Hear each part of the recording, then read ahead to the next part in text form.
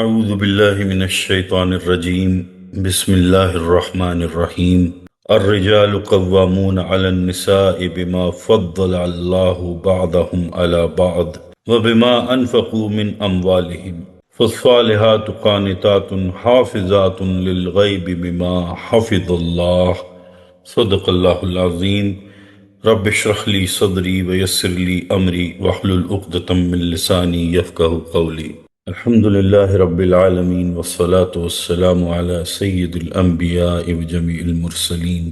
سورہ النساء کے چھٹے رکوع کا آغاز کر رہے ہیں اور اس سلسلے میں آیت نمبر 34 کے ابتدائی حصے کو آپ نے سماعت فرمایا۔ اب اس کے ترجمے اور تشریح کی طرف چلتے ہیں۔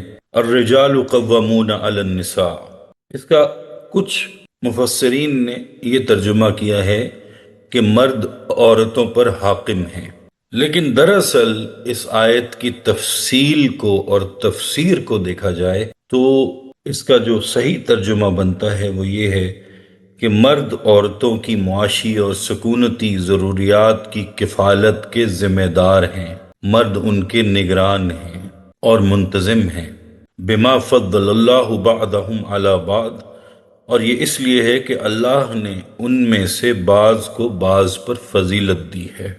وَبِمَا أَنفَقُوا مِنْ أَمْوَالِهِمْ، اور اس وجہ سے بھی کہ مرد ان پر اپنے مال خرچ کرتے ہیں۔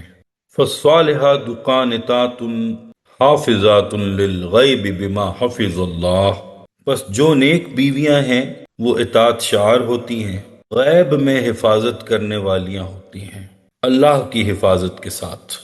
اصل حفاظت و نگرانی تو اللہ کی ہے، لیکن انسان کو اپنی ذمہ داری ادا کرنی پڑتی ہے۔ جیسے رازق تو اللہ ہے، لیکن انسان کو کام کر کے رزق کمانا پڑتا ہے۔ واللاتی تخافون نشوزہن، اور وہ خواتین جن کے بارے میں تمہیں سرکشی کا اندیشہ ہو، فعظوہن، بس ان کو نصیحت کرو۔ پہلا مرحلہ سمجھانے بجھانے کا ہے، جس میں ڈانٹ ڈپٹ بھی شامل ہے۔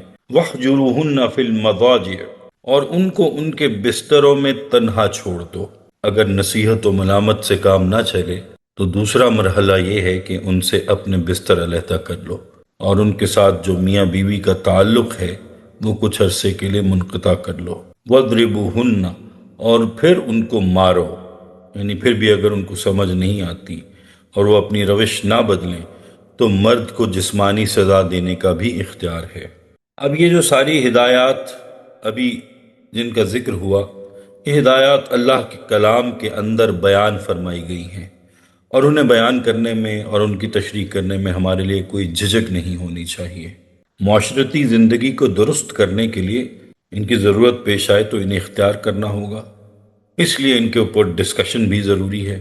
فَإِنْ أَطَعْنَاكُمْ فَلَا تَبْتَغُوا عَلَيْهِنَّ سَبِيلًا، پھر وہ اگر اب تمہاری اطاعت کریں تو ان کے خلاف خواہ مخواہ زیادتی کی راہ مت تلاش کرو۔ ان اللہ کان علی کبیرہ، یقیناً اللہ تعالیٰ بہت بلند ہے، بہت بڑا ہے۔ سب سے پہلے فرمایا کہ مرد عورتوں پر قوام ہیں۔ قوام یا قیم کے معنی ہوتے ہیں جو حفاظت اور نگہبانی کرے، نان نفقہ پورا کرے اور تمام ضروریات فراہم کرے، اس کو گارڈین کہتے ہیں۔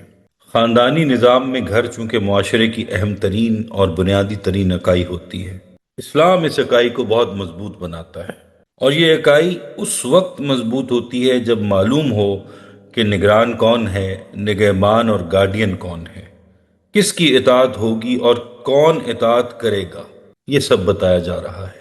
مرد غریب ہو اور اس کی بیوی بے شک کروڑ پتی ہو، لیکن گارڈین تو مرد ہی ہوگا۔ فرمایا کہ اس کی دو وجوہات ہیں۔ اللہ تعالیٰ نے کچھ چیزوں میں مردوں کو فضیلت دی ہے، کچھ چیزوں میں عورتوں کو فضیلت دی ہے، لیکن مردوں کو ایسی باتوں میں فضیلت دی ہے کہ وہ گارڈین بن سکتے ہیں۔ مردوں کو اللہ تعالیٰ نے جسمانی قوت، ذہنی صلاحیت اور غیرت سب اس حد تک دی ہیں کہ وہ ایک پورے گھر کی حفاظت کر سکتا ہے، اور پھر یہ مردوں پر فرض ہے کہ وہ کمائیں اور پورے گھر پر خرچ کریں، عورتوں پر یہ فرض نہیں ہے۔ عورتوں کو کیسا ہونا چاہیے، اس کے لیے یہ فرمایا کہ فَالصَّالِحَاتِ قَانِتَاتِ حَافِظَاتٌ لِلْغَیْبِ بِمَا حَفِظَ اللَّهُ، جو صالح اور نیک شعار عورتیں ہوتی ہیں وہ اطاعت کرنے والی ہوتی ہیں، اور یہ کہ اللہ جس چیز کی حفاظت کا حکم دے رہا ہے اس کی حفاظت کرنے والیاں ہوتی ہیں، اپنی عزت کی، جان کی، اپنے گھر کے حرم کی حفاظت کرنے والی ہوتی ہیں۔ اور مولانا امین احمد اصلاحی صاحب نے اس کی شرح میں خوبصورت بات کہی ہے کہ حافظات للغیب سے یہ مراد ہے کہ وہ اپنے خاوند کے رازوں کی حفاظت کرنے والی ہوتی ہیں۔ وہ کہتے ہیں کہ گھر اس وقت تک گھر نہیں ہوتا جب تک مرد عورت کو اس کے عیب پر تانا دے رہا ہو، بیوی مرد کو اس کے عیبوں پر تانے دے رہی ہو، ادھر منہ کھول رہی ہو، ادھر بات کر رہی ہو کہ میرا خاوند ایسا ہے۔ کہتے ہیں کہ اس طرح گھر برباد ہو جاتا ہے۔ تو وہ باتیں جنہیں اللہ نے چھپائے رکھا ہے، نیک عورتیں انہیں چھپائے رکھتی ہیں۔ اور ایک جگہ تو لباس کی مثال دی گئی ہے کہ مرد عورت کا لباس ہیں اور عورتیں مردوں کا لباس ہیں، اور لباس تو ستر پوشی اور حفاظت کرنے والا ہوتا ہے۔ اب اگلا جو حصہ آ رہا ہے اس آیت کا، واللاتی تخافون نشوزہن فعظوہن واہجروہن فی المضاجع واضربوہن، آیت کے اس حصے پر ایک بہت بڑا مسئلہ کھڑا ہو گیا اسپین میں۔ ایک اسلامک اسٹوڈنٹ تھے جو نئے نئے مدینہ یونیورسٹی سے پڑھ کر گئے، اور 2 سال انہوں نے ایک مصیبت کھڑی کر رکھی۔ انہوں نے وہاں جا کر فتویٰ دے دیا کہ خاوند کے لیے جائز ہے کہ وہ اپنی بیوی کو مارے پیٹے، اور ہمارے مولوی صاحبان نے ایک لفظ پڑھ تو لیا کہ وَضْرِبُوهُنَّ، کہ ان کو مارو، اب یہ نہیں پڑھا کہ اس کے آگے اور پیچھے بھی قرآن میں کچھ لکھا ہوا ہے، اور حضور اکرم صلی اللہ علیہ وسلم نے بھی اس کی کوئی تشریح فرمائی ہے۔ فرمایا کہ وہ عورتیں جن سے تمہیں سرکشی، بغاوت اور بے حیائی کا ڈر ہو تو پہلے انہیں پیار سے سمجھاؤ، اور اگر نصیحت کرنے سے فائدہ نہ ہو تو ان سے بستر میں علیحدگی اختیار کرو۔ جو میاں بیوی کا رشتہ ہے وہ کچھ عرصے کے لیے منقطع کر دو، اور پتہ چلا کہ 1 ڈیڑھ ماہ روٹھے رہنے سے بھی کوئی فائدہ نہیں ہوا، اور وہ اپنی اس سرکشی، بغاوت اور بے حیائی کے عمل پر اور آگے بڑھتی چلی جا رہی ہے، تو پھر فرمایا کہ ان کو مارو۔ اور احادیث میں اس کی شرح بیان کی گئی ہے کہ یہاں نشوز سے کیا مراد ہے۔ نشوز سے یہ مراد ہے کہ وہ کھلی کھلی بے حیائی پر اتر آئیں۔ حدیث کے الفاظ ہیں کہ فاحشۃ مبینہ، کہ جب تمہاری عورتیں کھلی کھلی بے حیائی کا شکار ہو رہی ہوں، تو بجائے اس کے کہ تم ادھر جا کر کہو، ادھر جا کر کہو، اس کے ماں سے، اس کے باپ سے، بھائیوں سے شکایت کرو کہ دیکھو تمہاری بہن، تمہاری بیٹی کا یہ حال ہے، فرمایا کہ ادھر ادھر بات نہیں کرنی ہے، اس معاملے کو گھر ہی گھر میں سلجھانا ہے، پہلے نصیحت کر کے، پھر روٹ کر، اور پھر ہلکی مار مار کر۔ حدیث کے الفاظ ہیں کہ جیسے کسی بچے کو تم مسواک سے مارتے ہو، وہاں مسواک کا لفظ استعمال ہوا ہے، ایسے نہیں کہ اس کے منہ پر تھپڑ مار دیا اور اس کے منہ پر داغ ابھر آیا۔ حضرت صلی اللہ علیہ وسلم کا ارشاد گرامی ہے، چہروں پر مت مارو۔ اب جبکہ حدیث میں وضاحت موجود ہے اور قرآن سے بھی ایک تربیت معلوم ہو رہی ہے، تو مطلقاً ایک فتویٰ صادر کر دینا اور مغرب کی فضا میں جا کر ایک پھلجھڑی چھوڑ دینا کہ اسلام میں جائز ہے کہ خاوند جب چاہے اپنی بیوی کی ٹھکائی کر دے، تو یہ بات غلط ہے، ایسا نہیں ہے۔ میاں بیوی کا رشتہ تو بہت نازک رشتہ ہے، اور کبھی بھی کسی اللہ کے نبی نے کسی عورت پر ہاتھ نہیں اٹھایا۔ اور اس آیت کی تشریح فرمانے کے بعد فرمایا کہ وہ مرد کسی شکل میں بھی تعریف کے لائق نہیں ہے جو کسی صورت میں بھی اپنی بیوی پر ہاتھ اٹھائے۔ یہ سب باتیں موجود ہونے کے بعد کسی کو کیا حق پہنچتا ہے کہ صرف مطلقاً اتنی سی بات کہہ دی جائے کہ خاوند کے لیے جائز ہے کہ وہ بیوی پر ہاتھ اٹھائے؟ یہ غلط بات ہے۔ فرمایا کہ اگر وہ برائی کا راستہ چھوڑ کر بھلائی کی طرف آ جائیں، تمہاری اطاعت میں لگ جائیں، پھر خواہ انہیں تنگ کرنے کے لیے ہیلے بہانے تلاش نہ کرو کہ بات بات پر تانے دے دیا کہ تم تو یوں ہو، تم نے فلاں دن یوں کیا تھا۔ ایک عمل جس سے بیوی نے توبہ کر لی، اس کا تانا دینا مطلقاً حرام ہے۔ وہ بات وہیں ختم ہو گئی، وہیں دفن ہو گئی۔ اب اس بات کا ذکر کرنا، اس کو زبان پر لانا، اس کا تانا دینا، اسے موضوع بحث بنانا، اس کی بنیاد پر کبھی اسے شرمندہ کرنا، اسے دبانے کی کوشش کرنا، یہ بہت بے حیائی اور بے شرمی کی بات ہے۔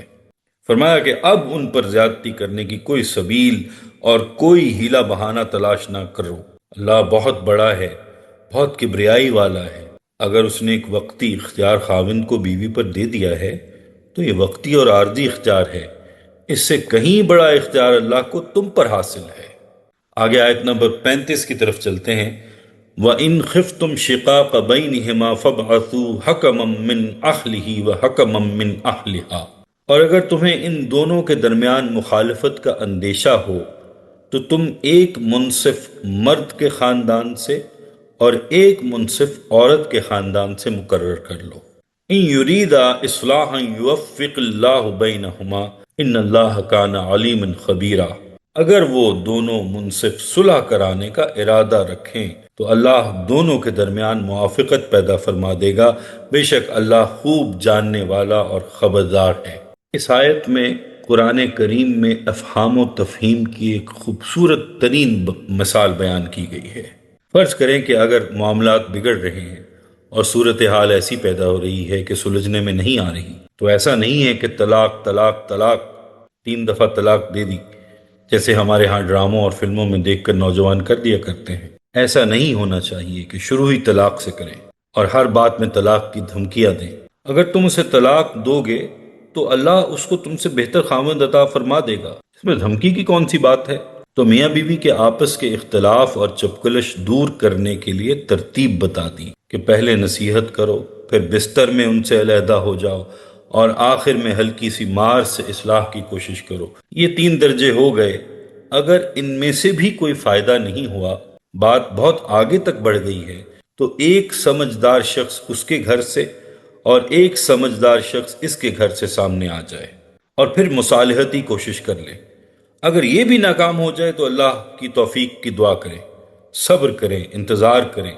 کچھ نہیں ہوتا ہے پھر ایک طلاق دے۔ 3 اکٹھی طلاقوں کی تو کوئی گنجائش ہی نہیں ہے اور کوئی وجہ نہیں ہے۔ ایک طلاق دے دیں اور عدت گزرنے دیں۔ عدت کے دوران اگر تمہیں ہوش آ جائے اور عقل آ جائے، بیوی کو خاوند کو محسوس ہو کہ ہاں زیادتی ہو گئی ہے، تو رجوع کر لیں۔ یہ نہیں کہ ذرا سی رنجش ہوئی تو 3 طلاقیں دے ڈالی۔ ذرا سی بات پر آپس میں جھگڑا بھی ہو جائے گا، مار کٹائی بھی کر لیں گے، آپس میں ہاتھ بھی اٹھا لیں گے اور 3 طلاقیں بھی ہو جائیں گی۔ یہ بچوں والی حرکتیں ہیں۔ اسلام نے ایک راستہ بتایا ہے، اس کے مطابق چلیں۔ اور پھر جو دونوں فریقوں کی طرف سے حاکم یا ثالث مقرر کیے گئے ہیں، یہ اگر کوئی تجویز دیں تو دونوں کو ماننی چاہیے۔ اگر میاں بیوی دونوں نے ثالثی قبول کی ہوئی ہے تو ثالثوں کے فیصلے کو ماننا دونوں کے لیے ضروری ہے، ورنہ دونوں گنہگار ہوں گے۔ اب اگلی آیت میں جو میثاق سورہ البقرہ کی آیت نمبر 83 میں بنی اسرائیل سے لیا گیا تھا، اس کا ذکر دوبارہ آ رہا ہے۔ فرمایا وَاعْبُدُوا اللَّهَ وَلَا تُشْرِكُوا بِهِ شَيْئًا، اور اللہ ہی کی بندگی کرو اور کسی چیز کو اس کے ساتھ شریک نہ ٹھہراؤ۔ سب سے پہلا حق اللہ کا ہے کہ اسی کی بندگی اور پرستش کرو اور اس کے ساتھ کسی کو شریک نہ ٹھہراؤ۔ وَبِالْوَالِدَيْنِ إِحْسَانًا، اور والدین کے ساتھ حسن سلوک کرو۔ قرآن حکیم میں ایسے 4 مقامات ہیں جہاں اللہ کے حق کے فوراً بعد والدین کے حق کا تذکرہ ہے۔ یہ بھی ہمارے خاندانی نظام کے لیے بہت اہم بنیاد ہے کہ والدین کے ساتھ حسن سلوک ہو، ان کا ادب و احترام ہو، ان کی خدمت کی جائے، ان کے سامنے آواز پست رکھی جائے۔ یہ بات آگے سورہ بنی اسرائیل میں بڑی تفصیل سے آئے گی انشاءاللہ۔ ہمارے معاشرے میں خاندان کے استحکام کی یہ ایک بہت اہم بنیاد ہے۔ آگے فرمایا وَبِذِي الْقُرْبَى وَالْيَتَامَى وَالْمَسَاكِينِ، اور قرابت داروں، یتیموں اور محتاجوں کے ساتھ، وَالْجَارِ ذِي الْقُرْبَى وَالْجَارِ الْجُنُبِ، اور قرابت دار ہمسائے اور اجنبی ہمسائے کے ساتھ۔ پہلے عام طور پر محلے ایسے ہی ہوتے تھے کہ ایک قبیلہ ایک ہی جگہ رہ رہا ہے، رشتہ داری بھی ہے، ہمسائیگی بھی ہے، لیکن کوئی اجنبی ہمسایہ بھی ہو سکتا ہے، جیسے آج کل شہروں میں ہمسائے اجنبی ہوتے ہیں۔ وَالصَّاحِبِ بِالْجَنبِ وَابْنِ السَّبِیلِ، اور ہم نشین ساتھی اور مسافر کے ساتھ۔ ایک ہمسائیگی عارضی نوعیت کی بھی ہوتی ہے، مثلاً آپ بس میں سفر کر رہے ہیں، آپ کے برابر بیٹھا ہوا شخص آپ کا ہمسایہ ہے۔ نیز جو لوگ کسی بھی اعتبار سے آپ کے وقتی ساتھی ہیں، آپ کے پاس بیٹھنے والے ہیں، وہ سب آپ کے حسن سلوک کے مستحق ہیں۔ وما ملکت ایمانکم، اور وہ لونڈی یا غلام جو تمہارے ملک یمین ہیں ان کے ساتھ بھی نیک سلوک کرو۔ ان اللہ لا یحب من کان مختالا فخورا، اور بالکل اللہ تعالیٰ پسند نہیں فرماتا ان لوگوں کو جو شیخی خورے اور اکڑنے والے ہوں۔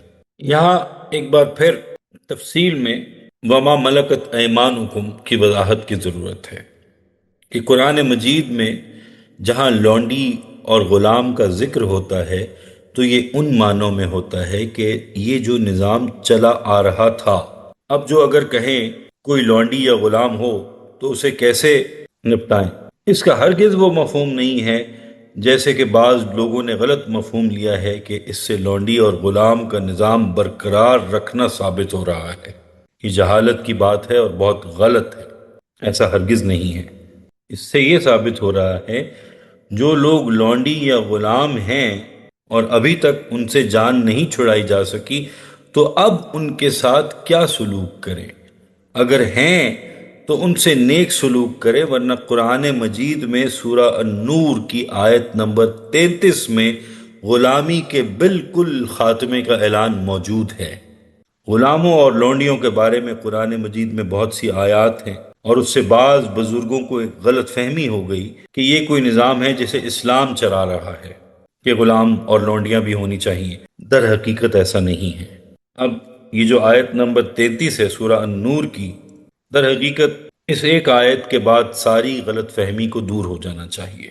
فرمایا فَقَاتِبُوهُمْ أَنْ عَلَمْتُمْ فِيهِمْ خَيْرًا، اگر تم سمجھتے ہو کہ ان میں خیر ہے، ان غلاموں یا لونڈیوں میں کوئی خیر ہے تو ان سے لکھت پڑھت کر لو، تحریری معاملہ کر لو، اسے مکاتبت کہتے ہیں، اور تحریری معاہدے کے بعد انہیں آزاد کر دو۔ تحریری معاہدہ یہ ہوگا کہ میں نے تمہیں اتنے میں خریدا تھا، چلو تمہیں اتنی رعایت کر رہا ہوں، تم کہیں سے اتنے پیسے لا کر کما کر بیت المال سے لے کر زکوٰۃ سے مجھے اتنے پیسے دے دو اور تم آزاد ہو۔ یہ مکاتبت ہوتی ہے۔ اور مکاتبت کے معاملے میں لوگوں کو پھر غلط فہمی ہو گئی۔ مکاتبت کوئی آپشنل چیز نہیں ہے کہ جی میں آیا تو مکاتبت کر لی اور اللہ کے حکم کو مان لیا، اور جی میں نہ آیا تو اللہ کے اس حکم کو چھوڑ دیں۔ ایسا نہیں ہوگا۔ یہ امر الہی ہے کہ تمام غلاموں کے ساتھ، تمام لونڈیوں کے ساتھ تم مکاتبت کرو گے اور ان کو آزاد کرو، یا تو ویسے ہی بلا قیمت بلا معاوضہ ادا کر دو، اگر تم غریب ہو اور افورڈ نہیں کر سکتے ہو تو ان سے کچھ لے کر انہیں آزاد کر دو۔ اب جب یہ حکم آ گیا تو کسی غلام یا لونڈی کو گھر میں رکھنے کی گنجائش کہاں باقی رہتی ہے؟ وہ تو سارا سلسلہ ہی ختم ہو گیا۔ یہی وجہ ہے کہ سیدنا عمر فاروق رضی اللہ عنہ کے زمانے تک پہنچتے پہنچتے کوئی شخص غلام باقی نہیں رہا تھا۔ اب اس سلسلے میں حضرت سیدین کا معاملہ آتا ہے کہ یہ حضرت انس رضی اللہ تعالیٰ عنہ کے غلام تھے۔ تو ایک مرتبہ حضرت عمر نے ان سے پوچھا کہ سیدین، تم سے تمہارے آقا نے مکاتبت نہیں کی؟ تو وہ کہنے لگے امیر المومنین، میں نے تو کہا تھا کہ مکاتبت کریں، لیکن حضرت انس مجھ سے اتنی محبت کرتے ہیں اور نیک سلوک کرتے ہیں کہ جب میں نے مکاتبت کا ذکر کیا تو وہ افسردہ ہو گئے اور کہنے لگے کہ سیدین، تم واقعی مجھے چھوڑ کر چلے جاؤ گے؟ کہنے لگے کہ پھر کبھی میں نے مکاتبت کا ذکر ہی نہیں کیا۔ تو حضرت عمر نے حضرت انس کو بلایا اور کھجور کی چھڑی سے مارا کہ اللہ تو حکم دیتا ہے مکاتبت کرنے اور غلام کو آزاد کرنے کا، اور تم غلاموں سے پیار سجائے بیٹھے ہو، ابھی آزاد کرو۔ اس سے معلوم ہوتا ہے کہ یہ کوئی نظام نہیں ہے، یہ ایک عذاب تھا جس سے آہستہ آہستہ تدریجاً اسلام نے انسانیت کو چھٹکارا دلوایا ہے۔ ان اللہ لا یحب من کان مختالا فخورا، جو شخص اپنے اندر پندار میں مشغول ہو اور اپنی بڑائی پر فخر کرے، اللہ تعالیٰ ایسے شخص سے محبت نہیں کیا کرتے۔ حدیث قدسی میں اللہ تعالیٰ فرماتے ہیں کبریائی اور بڑائی میری چادر ہے اور عظمت میرا اوڑھنا ہے، جو ان دونوں کے معاملے میں مجھ سے جھگڑا کرے گا، میری کبریائی کے معاملے میں اپنی کبریائی، میری عظمت کے معاملے میں اپنی عظمت لے کر آئے گا، فرمایا میں اسے نہیں چھوڑوں گا، اس کے ٹکڑے اڑا دوں گا۔ آپ غور کریں تو معلوم ہوگا کہ دنیا کے 95% گناہ کبر کی وجہ سے ہوتے ہیں۔ انسان اپنے آپ کو کوئی بہت بڑی چیز سمجھتا ہے، اندر ہی اندر وہی فن خان بننے کی کوشش کرتا ہے۔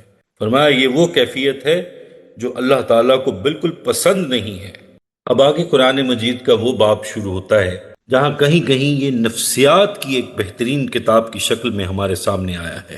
انسانی نفسیات کو جس طرح قرآن مجید نے سنبھالا ہے اور اس کے جو راز قرآن نے آشکار کیے ہیں، دنیا کی کوئی اور کتاب نہیں کر سکتی۔ اب دیکھیں کہ یہاں انسانی نفسیات پر 3-4 خوبصورت باتیں بیان کر دی گئیں۔ فرمایا یہ مختالن فخورا کون لوگ ہوتے ہیں؟ یہ گھمنڈی اور اپنے پندار میں مغرور، اپنی بڑائی پر فخر کرنے والے، نرگسیت میں مبتلا ہوتے ہیں، نارسسسٹ ہوتے ہیں۔ آگے آیت نمبر 37 میں آتا ہے الذین یبخلون ویأمرون الناس بالبخل، یہ وہ لوگ ہیں جو خود بھی بخل کرتے ہیں اور دوسرے لوگوں کو بھی بخل کا مشورہ دیتے ہیں، جن میں یہ شیخی خوری اور اکڑ ہوتی ہے، پھر وہ بخیل بھی ہوتے ہیں، اس لیے کہ غرور و تکبر عام طور پر دولت کی بنا پر ہوتا ہے۔ انہیں معلوم ہے کہ ہمارے پاس جو دولت ہے اگر یہ خرچ ہو گئی تو ہمارا وہ مقام نہیں رہے گا، لوگوں کی نظروں میں ہماری عزت نہیں رہے گی، لہٰذا وہ اپنا مال خرچ کرنے میں کنجوسی سے کام لیتے ہیں۔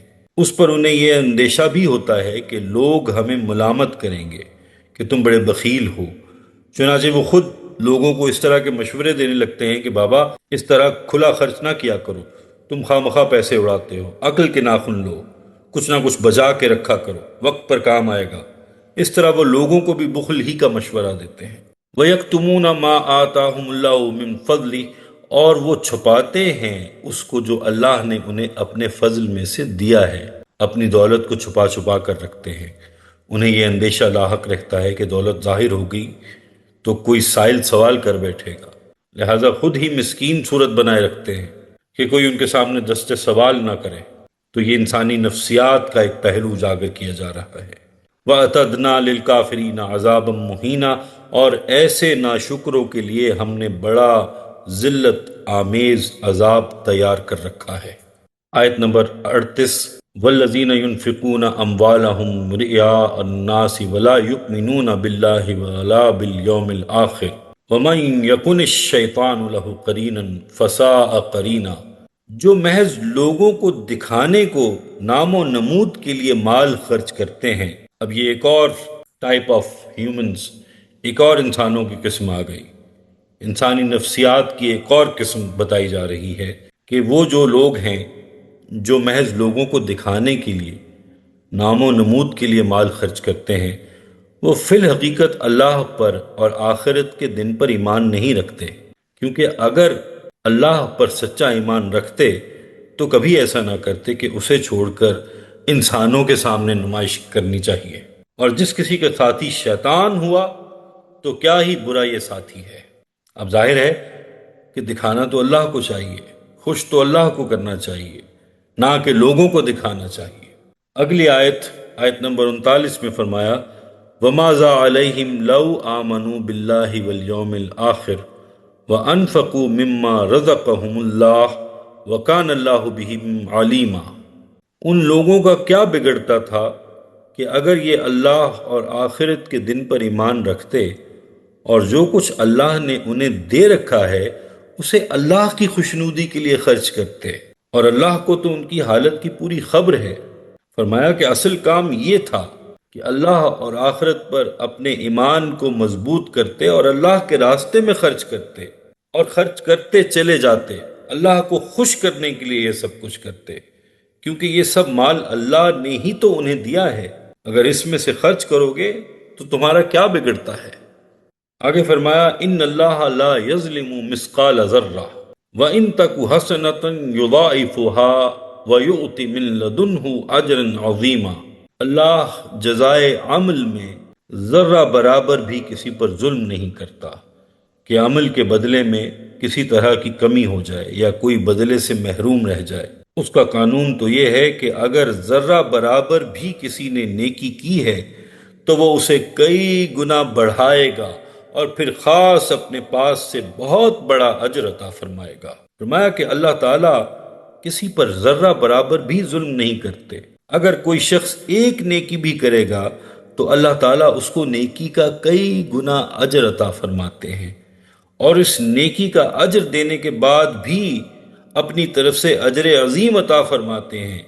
قرآن مجید میں ایک جگہ فرمایا، ہم نے تمہارے اعمال کا صلہ تمہیں دے دیا ہے، اور بھی ہمارے پاس تمہارے لیے بہت کچھ رکھا ہے، نعمتیں ختم نہیں ہوتی، اور بہت زیادہ دیں گے۔ اور حدیث میں وارد ہوا، فرمایا کہ اے نبی صلی اللہ علیہ وسلم، یہ سوچو کہ یہ جھٹلانے والے اس وقت کیا کریں گے جب ہم ہر امت میں سے ایک گواہ لائیں گے، اور ان لوگوں پر تمہیں یعنی آقا نامدار محمد الرسول اللہ صلی اللہ علیہ وآلہ وسلم کو ان سب لوگوں پر گواہ کی حیثیت سے کھڑا کریں گے۔ اس وقت وہ سب لوگ جنہوں نے رسول اللہ صلی اللہ علیہ وسلم کی بات نہ مانی اور آپ کی نافرمانی کرتے رہے، اس وقت یہ چاہیں گے کہ اے کاش یہ زمین پھٹ جائے اور وہ اس زمین میں سما جائیں۔ بات یہ ہے کہ جن لوگوں نے نبوت کا انکار کیا وہ کسی علمی تحقیق یا فلسفیانہ بنیاد پر تو کیا نہیں۔ نبوت کا جب بھی جس کسی نے بھی انکار کیا ہے محض اپنے تکبر کی وجہ سے کیا ہے، اپنی ضد کی وجہ سے کیا ہے، وہ اپنے آپ کو ہی سب کچھ سمجھتے رہے۔ حضور اکرم صلی اللہ علیہ وسلم اپنے خچر پر سوار مدینہ منورہ میں ایک جگہ تشریف لے گئے۔ وہاں عبداللہ بن ابی بھی بیٹھا تھا، تو خچر کی گرد سے اس نے اپنا منہ چھپا لیا اور بہت غرور اور نخرے سے اس نے کہا کہ اف، یہ کیا ہے؟ اور حضور سے کہا کہ میاں تمہیں تبلیغ کا بہت شوق ہے تو ہم تمہاری بات سننے کے لیے تمہارے پاس آ جایا کریں گے، تم ہر جگہ ایسے ہی نہ چلے آیا کرو، لوگوں کو تکلیف ہوتی ہے۔ تو یہ تکبر، کبر کی کیفیت ہے کہ وہ اپنے آپ کو بہت بڑا سمجھ رہا ہے۔ اب یہی شخص جسے آپ نے بہت چھوٹا سمجھا، نعوذ باللہ ثم نعوذ باللہ، وہ قیامت کے دن اللہ کی زبان بن کر آ گیا، اللہ کا شاہد اور متکلم بن کر آ گیا اللہ کی طرف سے، اور اسی کو اللہ نے تم پر گواہ ٹھہرا لیا کہ ہاں میں نے اس کو بھی دعوت دی تھی، اسے بھی دعوت دی تھی، یہ بھی اس مجلس میں موجود تھا، یہ فلاں فلاں سب لوگوں نے میری بات سنی تھی اور یہ لوگ نہیں مانے تھے۔ فرمایا اس وقت لوگوں کی یہ حالت ہوگی کہ یہ چاہیں گے کہ زمین پھٹ جائے اور یہ اس میں سما جائیں، اس لیے کہ وہ کبر کی وجہ سے انکار کرتے رہے، اور جس شخص کو وہ معمولی اور چھوٹا سمجھ کر جھٹلاتے رہے، حقیر جانتے رہے، وہی خدائی گواہ بن کر آ گیا، وہ اللہ کی زبان بن کر آ گیا۔ تو اب یہ منظر ان سے دیکھا نہیں جائے گا، اور وہاں وہ اللہ کے حضور کوئی جھوٹ نہیں بول سکیں گے اور نہ ہی کوئی بات چھپا سکیں گے، وہاں کوئی بات گھڑی نہیں جا سکے گی، جیسے یہاں لوگ عدالتوں میں باتیں گھڑ لیا کرتے ہیں اور ان کے وکیل بنا لیا کرتے ہیں، جیسا کہ آیت نمبر 41 میں ارشاد ہوا، فَكَيْفَ إِذَا جِئْنَا مِن كُلِّ أُمَّةٍ بِشَهِيدٍ وَجِئْنَا بِكَ عَلَى هَؤُلَاءِ شَهِيدًا۔ اور پھر اے پیغمبر صلی اللہ علیہ وسلم، کیا حال ہوگا اس دن یعنی قیامت کے دن جب ہم ہر ایک امت سے ایک گواہ طلب کریں گے، یعنی اس کے پیغمبر کو طلب کریں گے جو اپنی امت کے اعمال اور احوال پر گواہ ہوگا، اور ہم آپ کو ان لوگوں پر گواہی دینے کے لیے طلب کریں گے۔ اگلی آیت اس رکوع کی آخری آیت، یومئذ یود الذین کفروا وعصوا الرسول لو تسوی بہم الارض ولا یکتمون اللہ حدیثا۔ یہ وہی بات جو میں نے پہلے جس کی تفصیل بیان کر دی۔ سو اس دن جن لوگوں نے کفر کی راہ اختیار کی ہے اور رسولوں کے حکموں سے نافرمان ہو گئے ہیں، وہ حسرت اور ندامت سے تمنا کریں گے کہ کاش وہ دھس جائیں اور زمین ان کے اوپر برابر ہو جائے، اور اس دن وہ اللہ سے اپنی کوئی بات بھی پوشیدہ نہ رکھ سکیں گے۔ اللہ تعالی ہمیں اپنے حفظ و امان میں رکھے۔ یہاں تکمیل ہوتی ہے سورہ النساء کے رکوع نمبر 6 کی۔ بارک اللہ لی ولکم فی القرآن العظیم ونفعنی وإیاکم بالآیات والذکر الحکیم۔